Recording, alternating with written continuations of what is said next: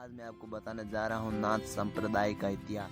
हिंदुओं के मुख्य 4 संप्रदाय हैं: वैदिक, वैष्णव, शैव और स्मार्त। शैव संप्रदाय के अंतर्गत ही 7 नाथ और संत संप्रदाय आते हैं। उन्हीं में 10 नामी और 12 गोरखपंथी संप्रदाय शामिल हैं। जिस तरह शैव के कई उप संप्रदाय हैं, उसी तरह वैष्णव और अन्य भी हैं। आओ जानते हैं कि किस तरह नाथ संप्रदाय की उत्पत्ति हुई।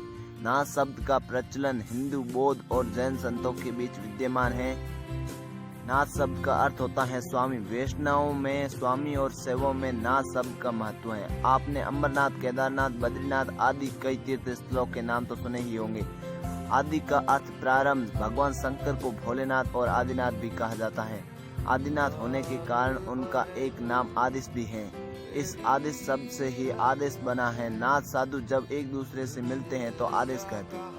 भगवान शंकर की परंपरा को उनके शिष्य बृहस्पति, विशालाक्ष, शिव, शुक्र, सहस्त्र, महेंद्र, प्रचेतस, मनु, भरद्वाज, अगस्त्य मुनि, गोरक्षश्री मुनि, नंदी, कार्तिकेय, भैरवनाथ आदि ने आगे बढ़ाया।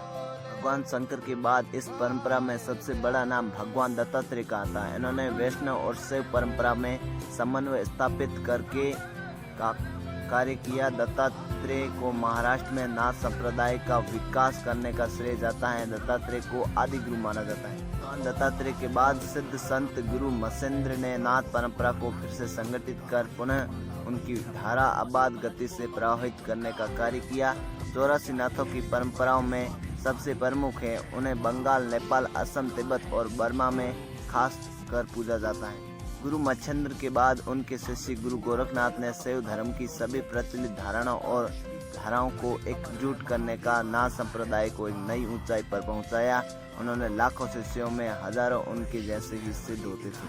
इसके अलावा नाथ साधुओं में प्रमुख नाम है भर्तृनाथ, नागनाथ, चरपटनाथ, रेवणनाथ, कनिपनाथ, जालंधरनाथ, कृष्णपाद, बालक गहनीनाथ, योगी, गोगादेव, रामदेव, साईनाथ आदि। गोरखनाथ के संप्रदाय की मुख्य 12 शाखाएं हैं। भुज के कंठनाथ, दूसरी है पागलनाथ, तीसरी है रावल, चौथी है पंख या पंख, 5वीं वन, 6ठी गोपाल या राम, 7वीं चांदनाथ या कपिलानी, 8वीं है हेटनाथ, 9वीं है आई पंथ, 10वीं है वैराग पंथ, 11वीं है जयपुर के पावननाथ और 12वीं है गजनाथ। महानव तंत्र में कहा गया है कि नवनाथ ही नाथ संप्रदाय के मूल प्रवर्तक हैं। नवनाथों की सूची अलग अलग ग्रंथों में अलग अलग मिलती है। यथाक्रम मत्स्येंद्रनाथ, गोरखनाथ, गहनीनाथ, जालंधरनाथ, कृष्णपाद, भर्तृनाथ, रेवणनाथ, नागनाथ, चरपटनाथ। अब मैं आपको बताने जा रहा हूँ जोगी जाति के गुण व दोष। जातीय गुण। ये जोगी योगी नाथ शब्दों में गृहस्थों और सन्यासी समूहों में जानी जाती रही है।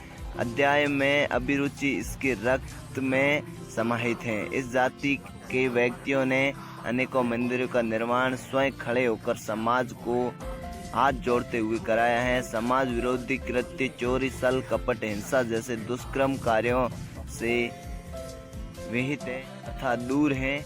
ये एक शांति प्रिय जाति है। वेद, पुराण, रामायण, महाभारत, सुख सागर, प्रेम सागर संतों की वाणियों से संबंधित इस ग्रंथ जाति के घरों में पाए जाते हैं। इस जाति के घरों के सदस्यों में पौराणिक रूप से शिव सत्ता का समावेश है। कृषि, पशुपालन, सिलाई, अध्यापन, चिकित्सा, व्यापार, कथावाचक, भजनोपदेश, कवि और लेखक इस जाति में व्यवसायों को अपनाए हुए हैं। इसके अतिरिक्त अन्य विभागों में भी इस जाति के व्यक्ति सेवारत हैं।